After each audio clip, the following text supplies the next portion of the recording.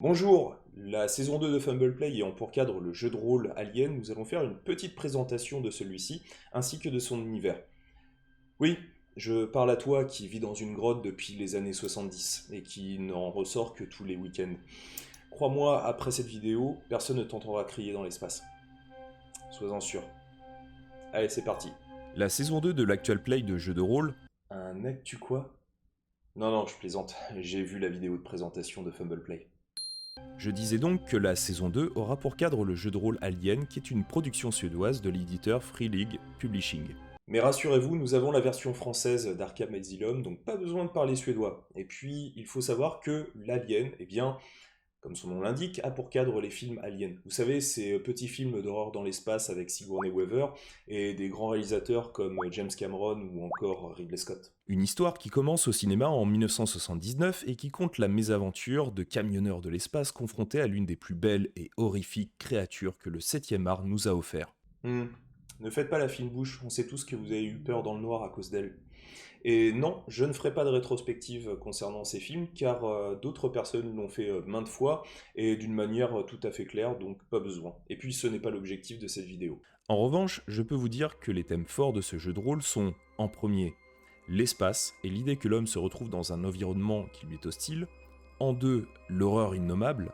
En cela, on pourrait rapprocher Alien de Cthulhu de H.P. Lovecraft. Et en trois, et dernier lieu, l'émerveillement face à la découverte. Alien, c'est de la hard SF. La hard SF, ça doit faire mal. La hard SF étant un sous-genre de la science-fiction dans lequel les technologies, les sociétés et leur évolution, telles qu'elles sont décrites dans l'univers, peuvent être considérées comme vraisemblables au regard de l'état des connaissances scientifiques au moment où nous réceptionnons l'œuvre. En cela, la série SF The Expanse sur Amazon Video est de la hard SF ou hard science. Alien l'univers, ok. Mais dans quelle période pouvons-nous jouer, nous, précisément? Les créateurs du jeu ont décidé de donner pour cadre général l'année 2183, quelque temps donc après la mort de l'héroïne Ellen Ripley, jouée par Sigourney Weaver dans Alien 3. Alien 4 se déroulant 200 ans plus tard, il est donc éliminé de l'équation. Mais pas les préquels que sont Prometheus et Alien Covenant. Ils font partie de la timeline. Mais l'univers tient à respecter son matériel de base, et notamment par l'intermédiaire de son système. Le système de jeu reprend en l'adaptant celui de Tales from the Loops. Il s'agit de lancer autant de dés que son attribut et sa compétence additionnée, et de faire au moins un 6 pour réussir son action. La grande richesse du jeu, c'est qu'il n'y a pas de fioritures, c'est net et précis, car il n'y a que 4 attributs et 12 compétences en tout.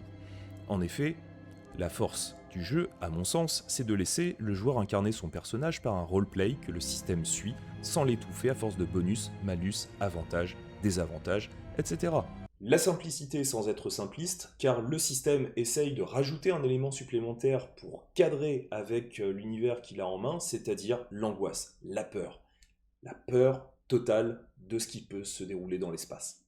Cherchant à être le plus fidèle à l'angoisse propre à l'univers Alien, Alien JDR a ajouté un élément de narration, le niveau de stress. Lorsqu'un joueur tente de relancer son test raté, qu'il se trouve confronté à des choses qui le dépassent, le personnage gagne un niveau de stress qui est simulé par un dé supplémentaire à son jet. Ce niveau de stress est très intéressant car il montre que l'adrénaline vous permet quelque part de faciliter vos actions car il vous pousse très rapidement à l'action.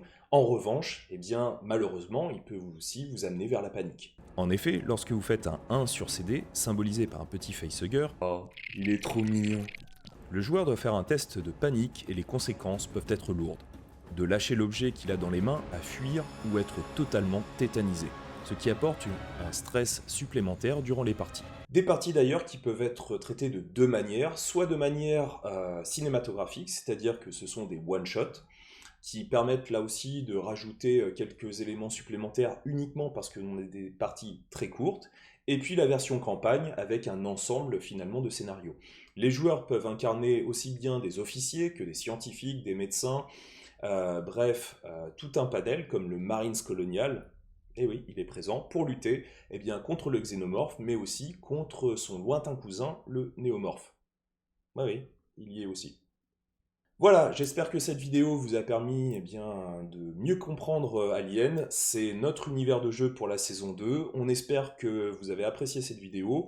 N'hésitez pas à partager, à liker, à vous abonner, à regarder surtout, si cela vous intéresse. Bref, nous, on est très heureux de vous retrouver pour la saison 2.